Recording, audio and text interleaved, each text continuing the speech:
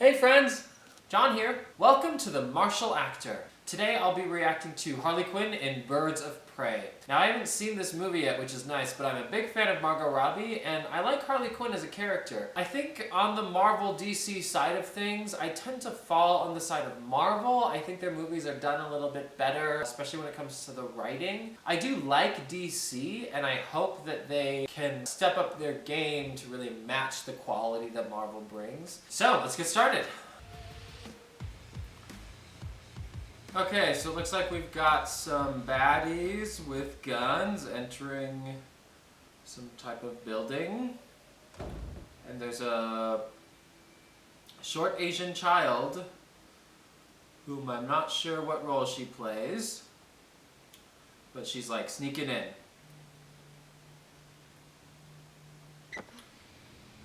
And in come baddies. And here is Harley. Who are you guys? Okay, so I already just want to say, when it comes to Margot Robbie, I don't think that she's the most talented fighter when it comes to the universe of actors playing superheroes. However, I really love her as an actress, and especially here, I can already tell she's being very expressive, which really fits Harley Quinn's persona. And I've worked on sets before where it's not necessarily the most talented fighter that looks the best on camera. Sometimes more talented actors can look like better fighters because they're better actors. So I'm excited to see how this turns out. So they're just dodging a bunch of bullets. And Harley starts by just throwing a bunch of crap at everyone. And she finds her baseball bat. Okay, let's get it started. So she is striking with the baseball bat. It looks like she's using it almost like a... I was gonna say she's using it like a Kung Fu sword, but no, she is really just using it like a baseball bat. Oh, that was great. Okay, so she actually did like a variant of a Kung Fu grab escape right there with the baseball bat. So a guy's got her in a bear hold right here, and all she does is tuck the baseball bat in between his grip and her body, and then she twists the baseball bat. I know a couple techniques that use that kind of theory behind that as well, but certain grips have certain weak points, and so if you can put pressure at certain weak points on certain grips, you can get out quite easily. That's what she just did with that baseball bat.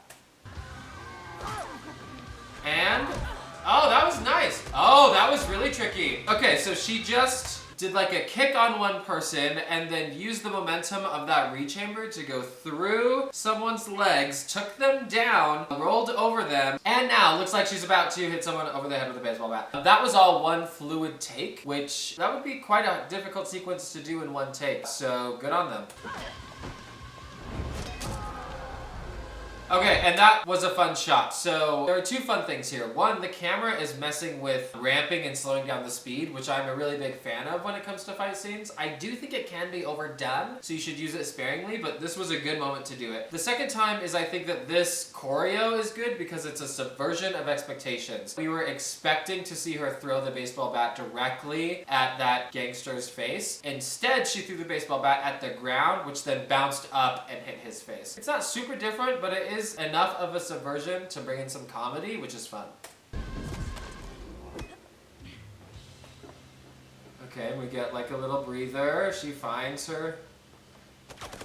Oh, she's getting shot, and they're shooting bags of cocaine, which she is now getting high off of.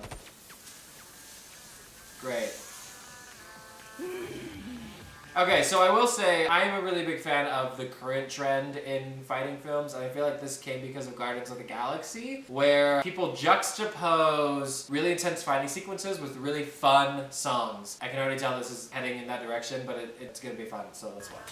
Okay, so she's taking a bag and getting ready and using the baseball bat. So, the first time I actually saw a baseball bat used like a baseball bat should be used in a fight scene is actually in the second Raid Redemption. The Raid Redemption is an Indonesian movie, and they had a sequel called The Raid 2, and it is quite good. There's an entire character where her whole fighting style revolves around using a baseball bat and just hitting baseballs at people. But it was super innovative and very fun. I think that this is a way that they may be paying homage to that, which is very cool. And flying sidekick, very nice. Yep, and she is just going to town with her baseball bat. So this is quite a fun sequence. It looks almost like more like a dance, which is very similar to fighting. I think that a lot of times when you're doing fight choreo, it can feel like a dance because there is such a strict sequence of steps you need to follow. This sequence particularly seems like a very well-rehearsed choreography between Margot Robbie and the stuntman, and it's being pulled off quite well.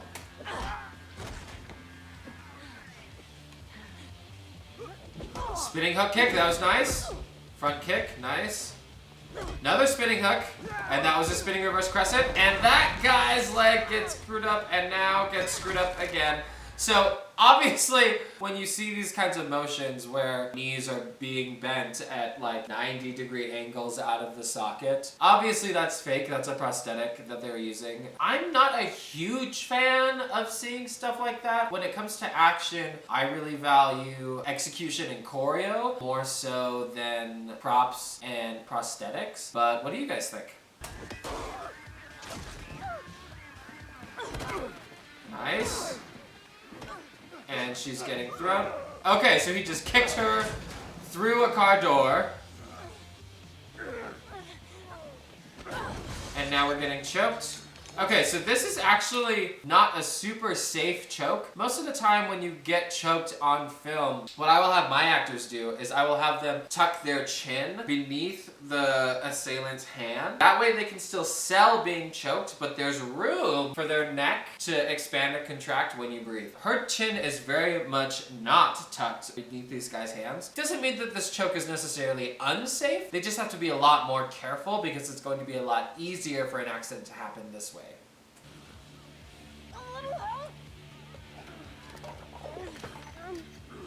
And the little kid hands her a lighter. And his beard just goes up in flames. Okay, so it looks like that was probably CGI. I don't think they actually did a fire burn there, especially because that would be so close to the face. Fire burns on your face are very difficult to do safely. So that was probably CGI.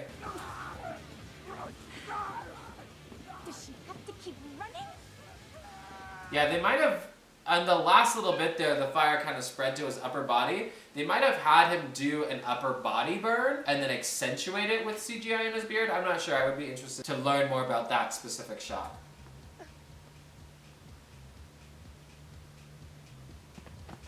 And the kid gets grabbed. Harley Quinn is going to save her. She's the bad guy. And he goes down. And that is the end of that. So that was a pretty fun fight scene to watch. I do feel like it was very narrative and character driven as opposed to action driven. In this kind of movie, it makes sense that your fight scenes would be an opportunity for Harley to really show off her mannerisms and show off her fighting style versus showing off really awesome choreo. They did a great job at using the baseball bat, especially because that's so iconically Harley Quinn. I think that Margot Robbie did a solid job. There were a couple of frames that I think I would have framed a little bit differently. Generally, when you're fighting on camera, you want your action to cross the frame completely. That reads the best. And there were some strikes that didn't quite finish crossing the frame, so I think I would have, again, framed them a little bit differently, but that's mostly a matter of taste. Yeah, I'd be interested to hear what you guys think. And that's it for today, so take care of yourself, take care of each other, and I will see you next time. Let's see. And is now looking like about to...